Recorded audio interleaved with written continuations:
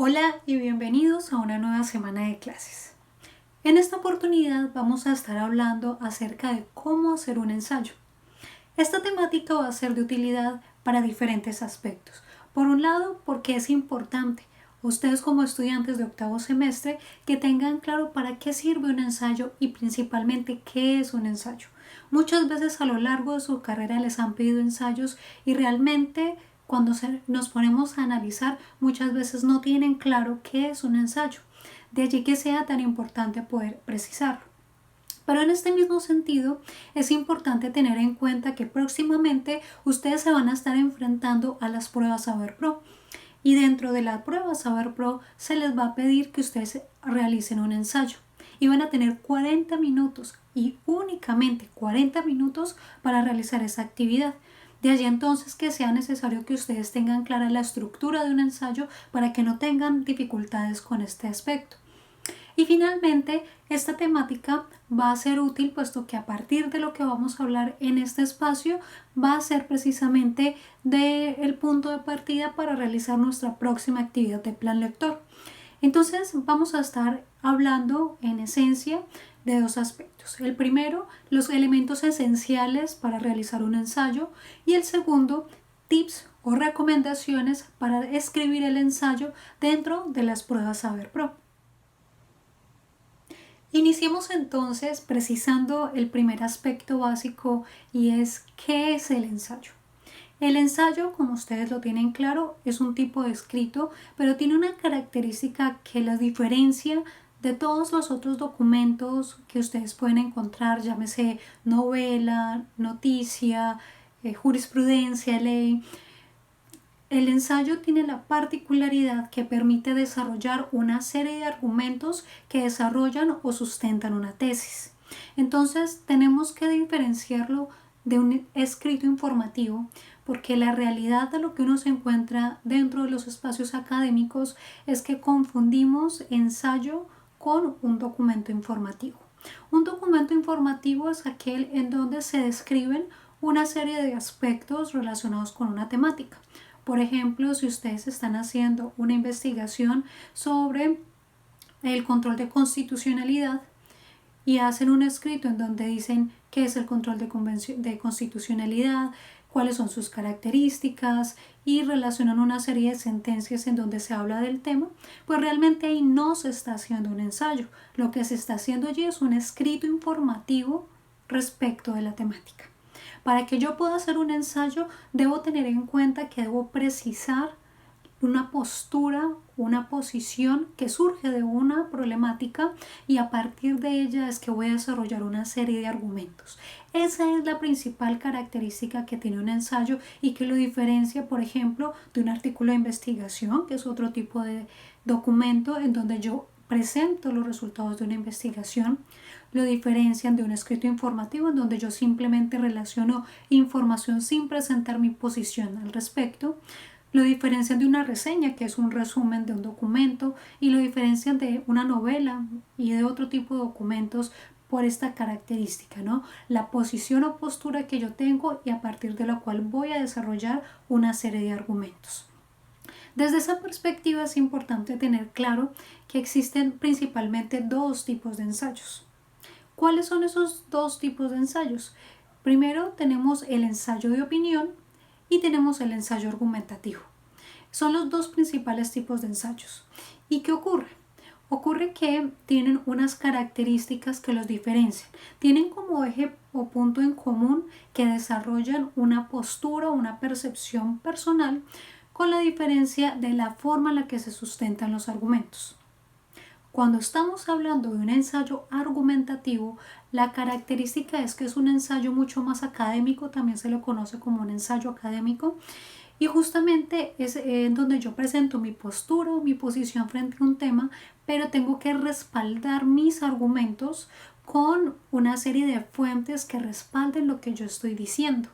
Por ejemplo, si estoy haciendo un ensayo sobre la relación que tiene los índices de pobreza con el alto nivel de subsidios que se da por parte del Estado y yo presento esa posición pero la respaldo con cifras, encuestas de diferentes entidades estatales, con investigaciones. Allí estoy respaldando mis argumentos y por lo mismo es que se conoce como ensayo argumentativo, porque no es solamente mi opinión, sino que mis argumentos los estoy respaldando de una manera que muestro que no es una mera percepción subjetiva y personal, sino que verdaderamente tengo un sustento que respalda mi percepción. En cambio, en un ensayo de opinión yo debo presentar mi postura personal y no necesariamente tiene que estar respaldado de fuentes externas, sino que basta con presentar la visión que yo tengo al respecto. Esa es entonces la principal diferencia entre un ensayo argumentativo y un ensayo de opinión. Ahora, en cualquiera de los dos casos yo debo tener claro cuál es la estructura que debe tener esta investigación. Y esa postura debo tenerla claro, debo desarrollarla mediante una estructura muy precisa. ¿Cómo me doy cuenta de esa estructura? Probablemente ustedes la tengan clara o la recuerden de semestres anteriores, principalmente en quinto semestre, que les piden como resultado del proyecto integrador un ensayo. Pero entonces desde esa perspectiva tendré que considerar cuál es la principal o la estructura básica de un ensayo. ¿Cuál es entonces esta estructura básica? Bueno, inicia por un título, continúa con una introducción, luego unos argumentos, sigo con unas conclusiones y, dependiendo de si es o no un ensayo argumentativo, puedo incluir las referencias bibliográficas. Pero la estructura básica entonces va a ser título, introducción, argumentos y conclusión. Vamos a estar entonces explicando cada una de estas partes y les voy a ir presentando un par de precisiones y recomendaciones generales para que ustedes lo tengan claro para las pruebas Saber Pro. Iniciando entonces con el título que debe tener un ensayo, debemos considerar que el título debe ser llamativo. De cierta manera yo debo demostrar a la persona que va a leer mi ensayo la postura o el contenido que yo voy a tener. Se recomienda que no sea algo plano o excesivamente formal, como a veces ocurre con los títulos de los artículos de investigación, sino que sea un poco más llamativo. Por ejemplo, si a mí me piden en las pruebas Saber Pro que realice un ensayo sobre el tema del aborto, por ejemplo, y yo presento un título como el aborto ¿es o no es una posición que se deba tomar socialmente en Colombia? Pues es un título un poco plano. En cambio, si yo planteo, por decir algo, no al aborto y pongo un signo de exclamación, pues de antemano estoy enunciando o previendo que voy a desarrollar una serie de argumentos en torno a esa temática. De antemano le muestro a la persona que va a leer mi ensayo y que me va a evaluar en las pruebas Saber Pro, pues cómo voy a desarrollar mis argumentos, y eso va a mostrar cierta coherencia. Se recomienda que los títulos no tengan más de 15 palabras para que sean lo suficientemente concisos y se eviten confusiones al respecto. Continuando ahora con el segundo punto, que es la introducción. Ya hemos hablado un poco acerca de cómo hacer una introducción, lo hablamos en su momento aplicable al artículo de investigación, pero en este punto hay ciertas semejanzas. Lo cierto es que dentro de una introducción yo le voy a tratar de dar a conocer al lector cuál es la temática que yo quiero tratar y cuál es el propósito del escrito. Recuerden que no se debe iniciar ningún tipo de escrito directamente con una información que a lo mejor lleva a que las personas se sientan descontextualizadas y que no entiendan por qué estoy hablando de ese tema. Si yo, por ejemplo, empiezo a decir la Corte Interamericana no ha sido precisa a la hora de desarrollar su doctrina del control de convencionalidad, por ejemplo, pero la gente no sabe qué es el control de convencionalidad, pues probablemente empiezan a tener ciertas dudas al respecto. Por lo mismo es que dentro de la introducción se recomienda iniciar con un contexto, con una breve descripción de lo que voy a desarrollar. Si ustedes en las pruebas Saber Pro les dicen, por ejemplo, que hagan presenten su postura sobre la figura de la silla vacía dentro del Congreso, pues lo que yo debería hacer en un primer párrafo es tratar de contextualizar esa temática. Por ejemplo, planteando que existen responsabilidades por parte de los congresistas que en caso de llegarlas a incumplir pueden llegar a propiciar el que no puedan participar dentro de las sesiones, es decir, les sea retirado su curul y que por lo tanto se presente la figura de la silla vacía, en el sentido entonces que ya no va a poder ocupar su cargo y que se va a encontrar vacante dicha curul. Entonces, sin entrar todavía a plantear mi percepción sobre la figura de la silla vacía, estoy presentando un contexto. Y eso siempre es conveniente dentro de un ensayo para que yo le muestre a las personas entonces qué es lo que voy a desarrollar. Una vez he realizado la contextualización de la problemática, viene a ser muy importante que yo plantee cuál va a ser la postura que yo voy a asumir dentro de mi ensayo. Y esa postura tiene que estar en relación con la temática que me están planteando dentro de las pruebas Saber Pro para ejecutar el ensayo. Por ejemplo, retomando el ejemplo anterior, si me están pidiendo que haga un ensayo sobre la figura de la silla vacía, ya hice mi contextualización, como les comenté previamente, voy a indicar por lo anterior. En el presente ensayo se planteará el por qué la figura de la silla vacía es necesaria dentro del ordenamiento jurídico colombiano. Entonces estoy planteando qué voy a desarrollar. En ese caso lo planteé a modo de pregunta problematizadora, pero podría haberlo hecho también a modo de afirmación, diciendo, por ejemplo, en el presente ensayo se defenderá la posición de que la figura de la silla vacía es necesaria dentro del ordenamiento jurídico colombiano. De esta manera entonces estoy planteando la postura, la tesis o el problema que voy a estar desarrollando a lo largo del ensayo. Ahí es el punto clave a la hora de construir un ensayo en las pruebas Saber Pro. No basta con hacer un escrito informativo, que es el error que se suele cometer. Empiezo a decir que es la silla vacía, si me acuerdo planteo en qué artículo de la Constitución está, quizá planteo uno o dos casos emblemáticos, pero más allá de dar información no presenté cuál es mi postura ni concluí con ninguna postura. Y ahí es donde se cae el error y es lo que lleva a que baje la calificación en ese punto de las pruebas Saber Pro. De allí entonces que es necesario que ustedes consideren ese aspecto. En la introducción hago una contextualización de la problemática y enlazo ese aspecto con la postura que voy a desarrollar a lo largo de mi ensayo. Y lo puedo complementar, y sería un ensayo ideal, el estructurar mi ensayo de manera similar a lo que ocurre con el artículo de investigación, indicando la secuencia que le voy a dar. Por ejemplo, yo puedo indicar, en el presente ensayo se defenderá la posición de que la figura de la silla vacía es necesaria dentro del ordenamiento jurídico colombiano. Para ello se partirá explicando qué es la figura de la silla vacía. Posteriormente se indicarán algunos casos emblemáticos que permiten evidenciar la importancia de la figura para llegar a algunas conclusiones.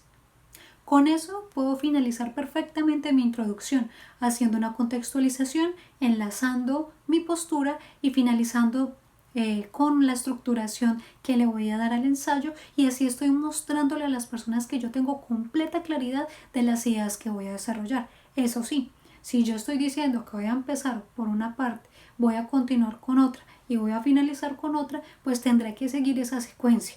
De lo contrario, pues va a haber una incoherencia en el planteamiento que estoy realizando. Ya hemos visto entonces cómo hacer el título, cómo hacer la introducción. Ahora miremos cómo se deben plantear los argumentos. En un ensayo de tipo argumentativo, académico, que se los pidan para una clase, los argumentos pueden ser desarrollados a modo de capítulos, de manera similar a lo que ocurre con un artículo de investigación. Sin embargo, cuando estoy planteando un ensayo de opinión, sobre todo el que se desarrolla en las pruebas Saber Pro, pues lo que conviene es desarrollar los argumentos de manera continua, es decir, desarrollar cada argumento en un párrafo o dos párrafos, pero sin hacer la secuencia o la división por capítulos, debido a que ustedes pues la extensión es bastante limitada. Les voy a estar precisando después de esta parte de la estructura algunas recomendaciones en términos de pruebas SaberPro, pero de momento basta con decir que esos argumentos que ustedes desarrollan pues también tienen que ser claros y concisos. En ese sentido, entonces, es muy importante que ustedes tengan previamente concebida la idea que pretenden desarrollar. Les voy a dejar también una recomendación de cómo pueden acortar los tiempos y una metodología que pueden utilizar para tener clara la idea antes de empezar a escribir. Y esa parte es muy importante. A veces ocurre que empiezan a escribir tratando de ir desarrollando las ideas que se les van ocurriendo, y a veces lo que termina pasando es que mezclo ideas, mezclo argumentos, me contradigo, y por ello es importante previamente al inicio de la redacción del documento tener clara la idea y ahí sí empezar a escribir. Alguna vez un profesor de metodología de la investigación nos decía que cuando escribimos debemos escribir estilo arquitecto y no estilo campista. Un arquitecto, antes de hacer la edificación, él no va a construir de la nada ni va a encargar los materiales como cree o se imagina que es lógico. Al contrario, él primero hace las proyecciones, hace una maqueta, hace una estimación, y luego sí, cuando concuerda que todo está bien, empieza a desarrollar la obra. Eso mismo debemos hacer cuando nosotros redactamos documentos. ¿Qué pasa en cambio con una persona que se va a un campamento? Pues realmente en general la mayoría de las personas pues llegan y arman su tienda de campaña con los materiales que tienen, muchas veces sin ver cuál es el terreno en donde están desarrollando, construyendo su carpa, y lo que termina pasando es que, bueno, lo pusieron sobre una cantidad de piedras que no los dejó dormir en la noche, o sobre un hormiguero, o bueno, pasan muchas cosas. ¿Por qué? Porque no se previó de antemano cómo se iba a hacer la construcción de esa carpa. De allá entonces que nosotros no debemos utilizar ese estilo de escritura, que es el que se suele utilizar muchas veces, de ir escribiendo espontáneamente lo que se me va ocurriendo. Y por ello entonces es importante tener claro de antemano cuál es la idea que quiero desarrollar. La idea es que ustedes tengan claro que cuando yo desarrollo un argumento, debo mostrar o reafirmar mi postura. Si yo estoy diciendo que estoy de acuerdo con que la figura de la silla vacía en Colombia es adecuada, pero luego presento una serie de argumentos que me llevan a concluir que no es adecuada, pues me estoy contradiciendo. Debería entonces reformular mi tesis. Eso no significa que no pueda plantear contraargumentos. ¿Qué es un contraargumento? Pues hacer una especie de papel de abogado del diablo, pensando en qué diría una persona que tiene la postura contraria a la mía, presentando entonces ese argumento para demostrar que no es correcto. Por ejemplo, habrían personas que podrían decir que la figura de la silla vacía termina siendo un desgaste legislativo y una pérdida a la democracia, teniendo en cuenta que esa curul muchas veces no es reemplazada y que por lo mismo esa silla vacía permanece durante los 4 años. Sin embargo, tendríamos que tener en cuenta que, contrariamente a esa posición, la silla vacía es una expresión democrática en la medida en la que no se le está permitiendo ocupar un cargo a una persona que ha incurrido en determinado acto que lo vuelve indigno de su cargo. Y de esa manera entonces se evitan excesos que pueden perjudicar al pueblo. Noten entonces que de allí yo presenté un argumento que es contrario a mi posición, pero lo estoy desvirtuando. Eso es un contraargumento. Ustedes lo pueden utilizar también cuando escriben sus escritos. Obviamente no debe ser lo único que yo presento. Yo puedo mostrar también posturas o posiciones que muestran la virtud que tiene mi posición. Y finalmente llegamos a las conclusiones. Las conclusiones son un punto muy importante dentro de cualquier escrito, y es en el que muchas veces se incurren en errores. ¿Cuáles son los errores que se suelen cometer cuando se están presentando los ensayos? Muchas veces no presentamos conclusiones.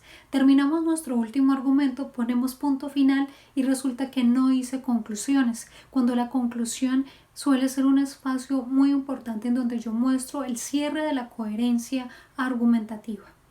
Claro, si yo en la introducción presenté mi tesis En mi conclusión yo tengo que mostrar que efectivamente corroboré mi tesis, no repitiendo nuevamente todos los argumentos, pero sí haciendo una pequeña síntesis de esos argumentos que van a mostrar que efectivamente la posición o la postura que yo pretendía defender fue efectivamente defendida. De manera entonces que voy a presentar una síntesis y ojo, no cometamos un error que se suele cometer en las conclusiones y es presentar nuevos argumentos en la conclusión. Muestro que mi tesis es verdadera presentando un nuevo argumento. No. Si yo quería hacer eso, entonces mejor paso ese argumento a la parte previa y en la conclusión retomo los diferentes argumentos que he presentado. Esa es la lógica de las conclusiones, no agregar nuevos argumentos, sino mostrar a qué punto llegué con lo que he expuesto previamente. Conclusión entonces, cuando voy a hacer un ensayo, yo debo mostrar un título que debe ser llamativo, una introducción que debe tener una contextualización, la tesis o postura que voy a desarrollar y una breve estructuración del escrito. Posteriormente, unos argumentos que deben ir mostrando la posición que yo estoy teniendo para finalmente llegar a unas conclusiones que vienen a ser una síntesis de lo que yo estoy precisando. En la plataforma Moodle les he dejado una lectura básica sobre ensayos. Es una lectura breve que les puede servir en caso que quieran profundizar o estudiar posteriormente para las pruebas Saber Pro. Para finalizar, voy a plantearles una serie de recomendaciones a efectos de las pruebas Saber Pro. Si ustedes nunca han presentado antes las pruebas Saber Pro, deberán saber entonces que lo primero que deben realizar ese día es un ensayo. A veces los profesores que cuidan estos exámenes no se los dicen. Ya hemos tenido experiencias negativas al respecto, pero se los comento para que ustedes lo sepan de antemano. Cuando ustedes lleguen a las 7 de la mañana a las pruebas Saber Pro y reciben su cartilla, dentro de la cartilla hay una cartulina pequeñita en donde ustedes tienen que hacer el ensayo. Entonces ustedes tienen que retirar esa cartulina, que es básicamente parece un octavo de cartulina doblado en dos. Les dan las instrucciones al frente y tienen 2 espacios para desarrollar su ensayo. Entonces, tienen 40 minutos para desarrollar el ensayo. 40 minutos. Menos, si les es posible, terminarlo antes, pero no tienen más de 40 minutos.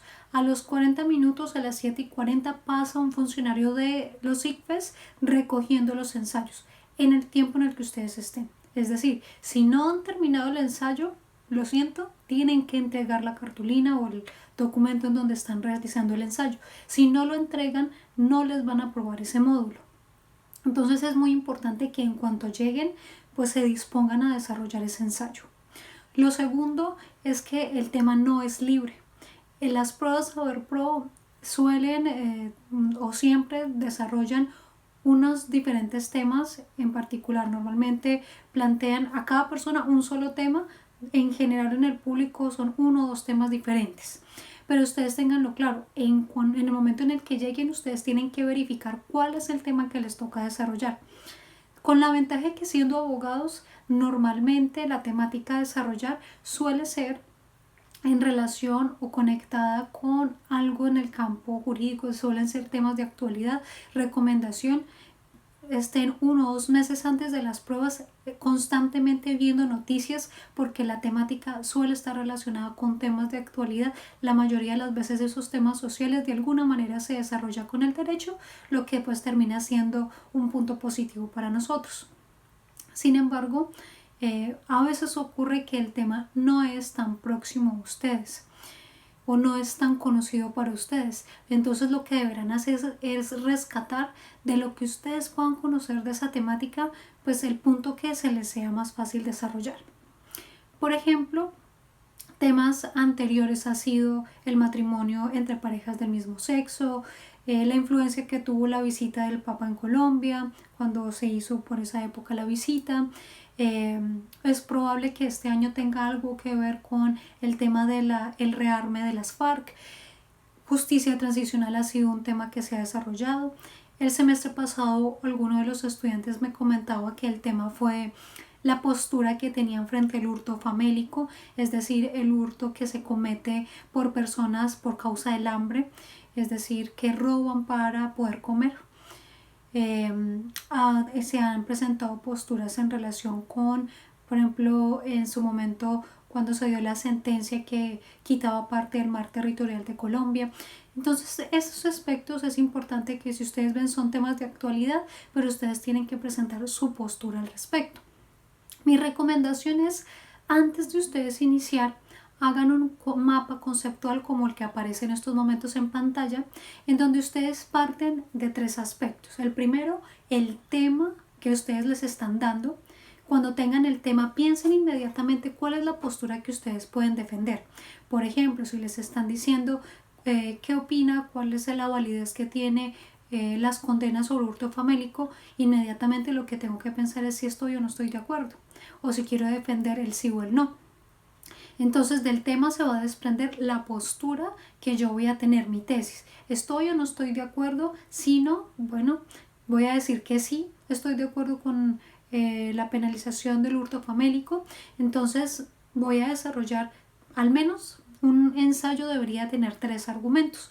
Entonces con un mapa conceptual en donde yo ponga la idea central, no escriban ahí todo su argumento, pero sí la idea central. Por ejemplo, si yo quiero decir en principio que mi postura va a ser que no estoy de acuerdo con que se penalice el hurto famélico.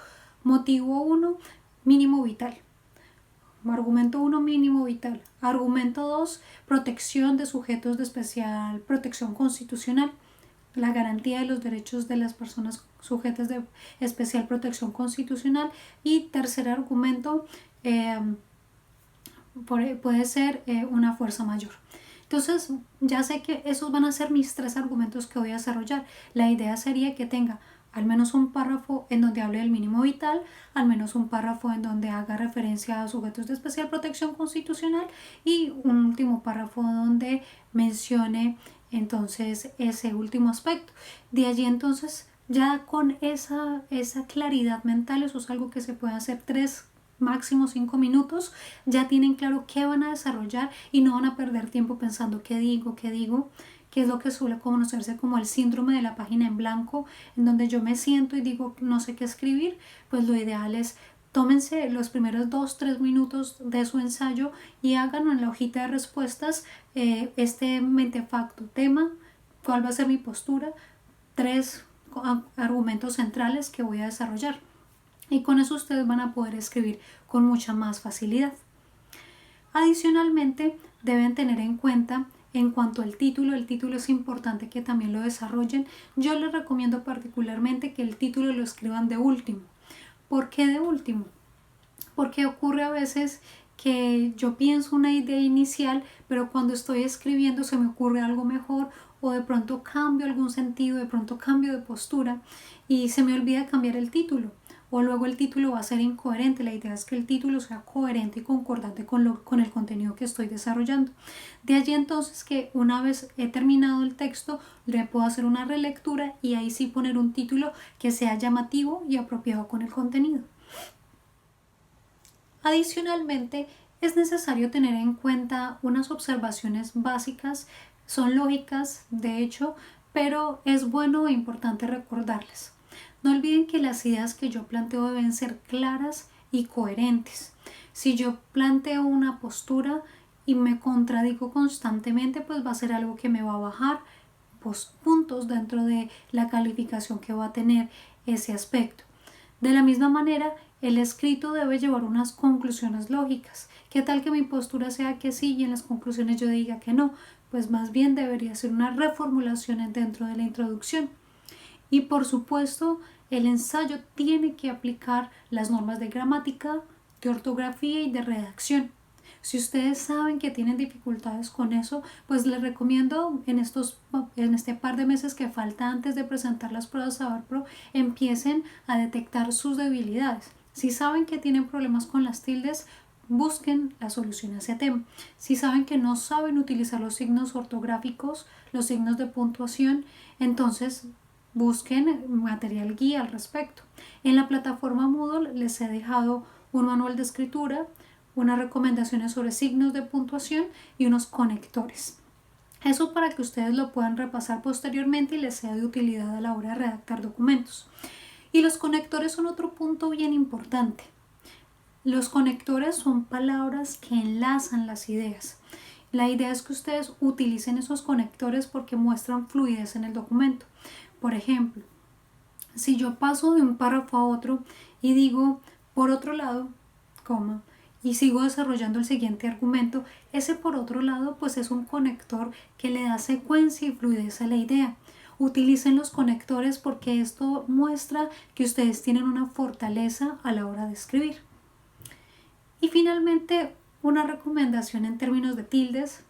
Suelo hacerlo a lo largo de los semestres, indicarles porque es un aspecto muy importante.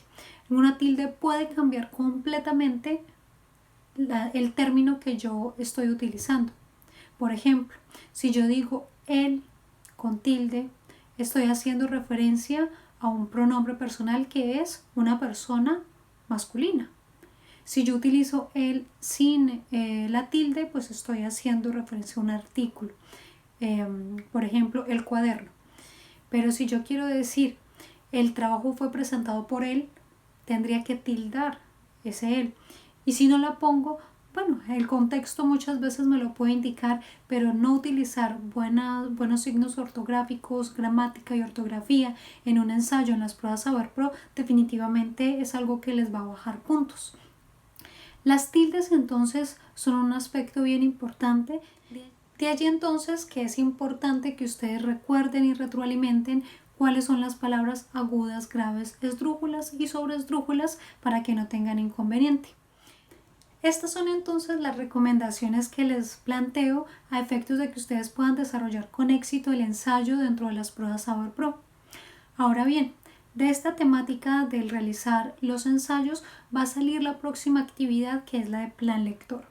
A efectos de que ustedes puedan desarrollar de manera adecuada el avance y la entrega del artículo de investigación, vamos a dejar la entrega de plan lector para el tercer corte. Es decir, este corte no vamos a hacer entrega de plan lector. De manera entonces que ustedes deberán ir haciendo la lectura del segundo y tercer capítulo del libro El declive de los fundamentos económicos de la paz. Y con base en el capítulo 2 y 3 de dicho libro, para el tercer corte entonces se entregará un ensayo en donde ustedes de ese capítulo 2 y 3 van a detectar o van a plantear una postura frente a la problemática, al contenido que desarrolla el autor dentro de estos capítulos y realizarán un ensayo de máximo 5 páginas por grupos, en sus respectivos grupos de trabajo y se entregará entonces en el tercer corte.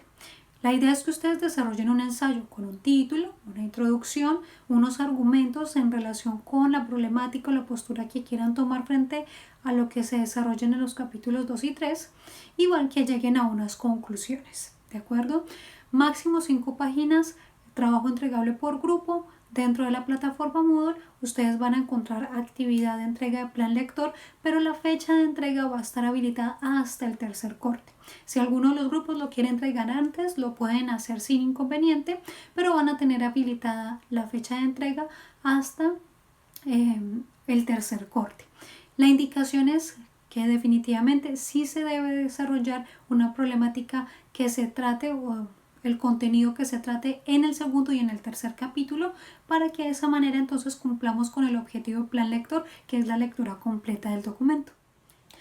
En todo caso, si tienen alguna inquietud, no duden en escribirme.